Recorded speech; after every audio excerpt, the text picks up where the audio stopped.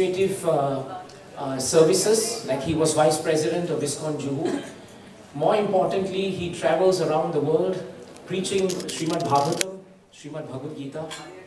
He's a very good speaker, very inspiring, very practical, very humorous, and we're very fortunate to have him in Singapore.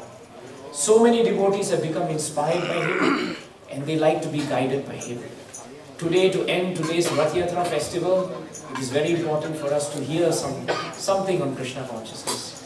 So thank you so much, Gopaleshwar Prabhu, for joining us today. Can we have 3 loud Hari Bols?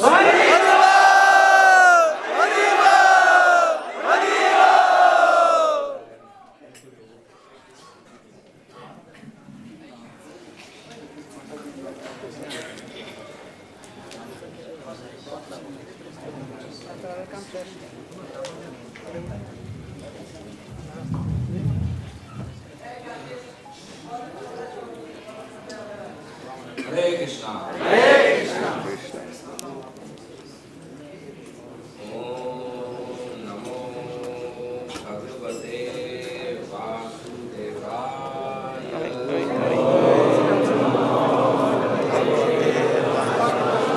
একটু ধরে না stand আলু এই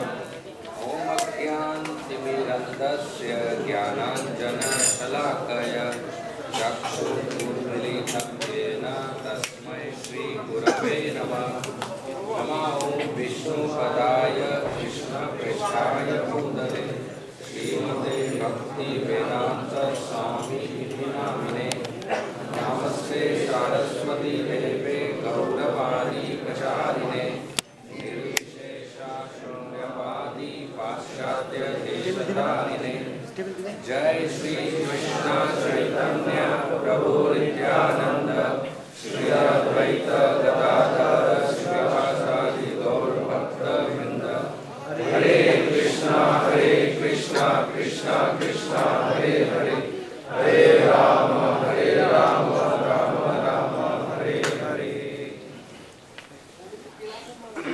हरे कृष्णा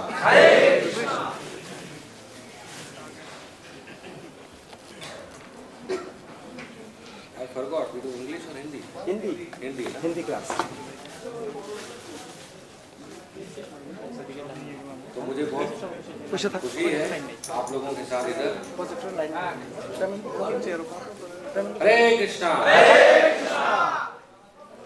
तो मैं प्रभु जी को कह रहा था कि जब रथ यात्रा का कार्यक्रम इधर बनाया कि क्लास के लिए समय नहीं होगा, तो मैंने कहा ये तो मेरा फेवरेट प्रोग्राम है पूरी दुनिया में, बंगाली डिवोटीज का प्रोग्राम संडे सिंगापुर में, ये तो करना ही है, तो छोटा सा क्लास कर लेंगे। आप लोग इतना अच्छा रथ यात्रा का कार्यक्रम किए, भगवान जगन्नाथ जी का रथ खींचे, कीर्तन किए, डांस किए, कुकिंग किए, भोग लगाए, तो ये रथ यात्रा का फेस्टिवल उत्सव बहुत ही दयालु है, भगवान बहुत कृपालु है। जन्माष्टमी, रामनवमी, गौर पूर्णिमा, नित्यानंद त्रयोदशी, नरसिंह चतुर्दशी, राधा अष्टमी, ये सब फेस्टिवल में फास्टिंग होता है।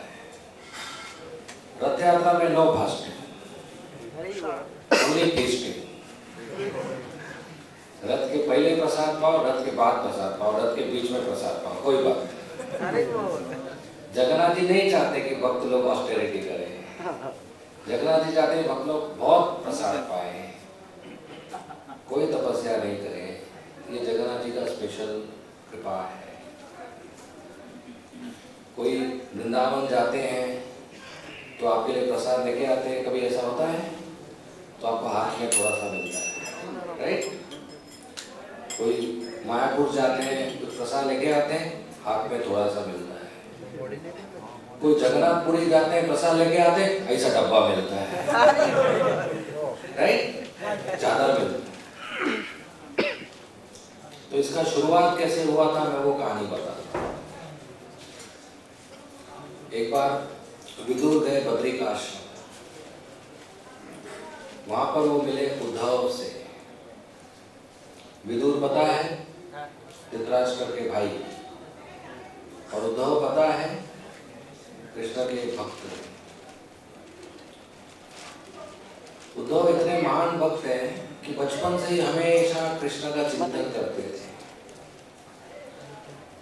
जब उद्धव 5 साल के हैं तो अपने घर के दरवाजे पे बैठे थे और उनकी माँ आई, बोला उद्धव नाश्ता तैयार है, आ जाओ। और उधर उठ के जब गया तो लंच का टाइम हो गया। 3 घंटा ऐसे ही बैठे रहे कृष्ण चिंतन में, याद ही नहीं रहा, पता भी नहीं चला। तो जब विदुर उद्धव से मिले तो आपस में कृष्ण का बातचीत किया। जब भक्त मिलेंगे तो कृष्ण के बारे में बात करना चाहिए, पड़ोसी के बारे में नहीं, निंदा नहीं। कृष्ण कथा बोध्यंत परस्परम, आपस में कृष्ण के बारे में बात करके एक दूसरे को आनंद देना चाहिए। या जो भी सेवा का बात है, जरूरी बात है। तो विदुर और उद्धव जब कृष्ण के बारे में बातचीत शुरू किए तो उद्धव के शरीर में एकदम एक्सटेसी आ गया, कृष्ण प्रेम आ गया, आंखों से आंसू बहने लगे और बाल खड़े हो गए हाथ पैर के, और शरीर में कंपन आ गया।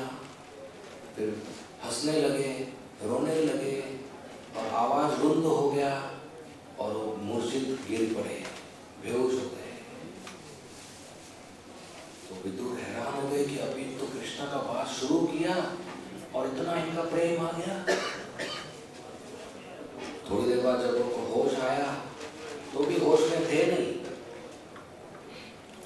तो विदुर ने पूछा, उद्धव प्रभु आपका आयु तो बहुत कम है, विदुर से आधी भी आयु नहीं थी, जब जवान थे, और इतना कृष्ण प्रेम आप में कैसे आया, मुझे भी बताइए। तो उद्धव ने कहा, महाप्रसाद के कारण आया। मैं बचपन से आज तक ओनली महाप्रसाद लेता हूँ। जो कपड़ा कृष्ण पहन के छोड़ देते हैं वो कपड़ा मैं पहनता हूँ। जो बर्तन कृष्ण खाकर छोड़ देते हैं वो बर्तन में मैं खाता हूँ। जो कृष्ण खाकर छोड़ देते हैं वो प्रसाद मैं लेता हूँ। जो माला कृष्ण पहनकर छोड़ देते हैं वो माला मैं पहनता हूँ। जो गहने कृष्ण पहनकर छोड़ देते हैं वो गहने मैं पहनता हूँ। जो तकिया बिस्तर चादर कृष्ण पहनकर यूज करके छोड़ देते हैं वो मैं इस्तेमाल करता हूँ। मैं जूता भी वही, मैं आज तक शॉपिंग नहीं किया, आज तक कोई नया सामान नहीं लिया, ओनली कृष्ण का महाप्रसाद। और उसमें इतना ताकत है कि मेरे में कृष्ण प्रेम आ गया। तो हमें भी ऐसा करना चाहिए। जो आप कुकिंग करते हो वो पहले भगवान को भोग लगाना चाहिए। जो आप कपड़े खरीदते हो वो पहले भगवान को अल्टर पे ऑफर करना चाहिए। जो आप बर्तन खरीदते हो वो बर्तन सीधा अल्टर पे जाना चाहिए, और भगवान के पुराने बर्तन हम घर में इस्तेमाल करना चाहिए। जो भी आप नया फर्नीचर खरीदते हो, ज्वेलरी खरीदते हो, गहने खरीदते हो, दूध खरीदते हो, फल खरीदते हो, फूल, जो भी नया खरीदते हो पहले किसको? कृष्ण को अर्पण करना चाहिए। हाँ, डायबिटीज ब्लड प्रेशर का मेडिसिन नहीं अर्पण करना है, दवाई नहीं, जो भी एंजॉयमेंट जो भी है। दवाई भी लेते हैं तो पहले कृष्ण का नाम लेना चाहिए 3 बार, श्री विष्णु श्री विष्णु श्री विष्णु, बाद में दवाई लेना चाहिए। तो ऐसे ही उद्धव मिले नारद मुनि से, उनको भी यही बताया, क्योंकि नारद मुनि के सामने भी उद्धव के शरीर में बहुत कंपन आ गया, कृष्ण प्रेम आ गया। तो नारद मुनि ने सोचा, वाह मुझे भी महाप्रसाद चाहिए। तो वो सीधा गए वैकुंठ। वैकुंठ में लक्ष्मी जी स्वयं नारायण की सेवा करती है, जैसे द्वारका में रुक्मिणी देवी द्वारकाधीश की सेवा करती है। लक्ष्मी है वो। हालांकि रुक्मिणी देवी के पास हजारों दासियां हैं जो बहुत ही सुंदर है, सिल्क के साड़ी पहनते हैं, सोने हीरे के गहने पहनते हैं, फिर भी लक्ष्मी जी स्वयं कुकिंग करती है और द्वारकाधीश को परोसती है। जब द्वारकाधीश नहा रहे होते हैं तो तौलिया पकड़ के खड़ा रहती है, और जब द्वारकाधीश नहा के आ जाते हैं तो उनके बाल बनाती है, उनके लिए माला बनाती है, उनके बालों को फूलों से सजाती है। जब द्वारकाधीश बैठे हैं तो उनको चामर हवा करती है, जब द्वारकाधीश लेटे हुए हैं तो उनके पैर चरण दबाती है। रुक्मिणी देवी एकदम परफेक्ट वाइफ, बहुत अच्छी तरह द्वारकाधीश कृष्ण की सेवा करती है। आज तक कभी ऐसा हुआ नहीं कि रुक्मिणी देवी ने भगवान कृष्ण को कहा कि प्रसाद फ्रिज में पड़ा है, ले लेना, मैं बाहर जा रही हूँ। नहीं, हमेशा सेवा करती है। तो लक्ष्मी नारायण की जोड़ी ऐसी है, लक्ष्मी जी खुद नारायण की सेवा करती है। तो नारद मुनि को पता था लक्ष्मी जी मुझे महाप्रसाद दे सकते हैं क्योंकि वो नारायण की सेवा करती है। तो वो गए और नारद मुनि लक्ष्मी जी को मदद करने लगे, किचन में सेवा करने लगे, बर्तन धोते थे, सब्जी काटते थे, किचन साफ करते थे। ऐसे 12 साल तक उन्होंने वैकुंठ में लक्ष्मी जी का सेवा किया और बदले में कुछ नहीं लिया। तो लक्ष्मी जी बहुत प्रसन्न हो गई। नारद मुनि को कहा आप बहुत अच्छा सेवा किए 12 साल, मैं बहुत प्रसन्न हूँ, मैं एक वरदान देती हूँ, आपको जो चाहिए मांग लो। अभी लक्ष्मी वरदान दे रही है मतलब बहुत बड़ी बात है, ब्लैंक चेक मिल गया। कुछ भी मांग सकते हैं, धन मांग सकते हैं, जेवर मांग सकते हैं, बीवी मांग सकते हैं, गांव मांग सकते हैं, गाय मांग सकते हैं, जमीन मांग सकते हैं, राजा बन सकते हैं। सबको लक्ष्मी का आशीर्वाद चाहिए। तो लक्ष्मी जी ने कहा कि जो चाहिए वो वरदान मांग। मेरा हिंदी समझ रहा है सबको? नारद मुनि का मुझे कुछ नहीं चाहिए। बोला नहीं, कुछ तो वरदान मांगो, मैं वचन देती हूँ, जो मांगोगे मैं दूंगी।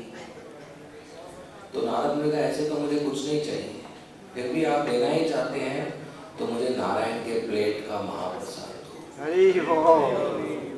अब ये तो लक्ष्मी जी के लिए आसान होना चाहिए ना, नारायण के प्लेट में खुद ही परोसती है, जो बचता है नारद मुनि को देना है। एक ज्यादा परोस दिया तो बच जाएगा अपने आप। लक्ष्मी जी घबरा गई क्योंकि नारायण ने लक्ष्मी जी को आदेश दिया है कि मेरा महाप्रसाद किसी को नहीं देना, सब आप खाना और किसी को नहीं देना मेरे पेट का। अभी वो लक्ष्मी जी नारायण की आज्ञा का तो उल्लंघन नहीं कर सकते, उनको डिसोबे नहीं कर सकते, और नारद मुनि को वचन भी दे दिए। और नारद मुनि को बोली ठीक है, देखती हूँ मैं।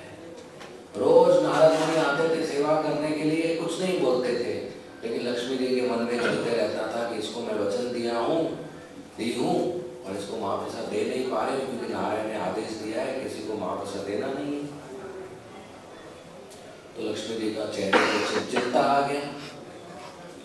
तो एक बार वो नारायण को सेवा कर रही थी तो नारायण ने कहा लक्ष्मी जी आपके चेहरे पर चिंता क्यों है, ये वैकुंठ है, वैकुंठ में नो कुंठा नो चिंता। अभी आप में ही चिंता है तो बाकी वक्त क्या होगा। तो उन्होंने कहा प्रभु नारद मुनि 12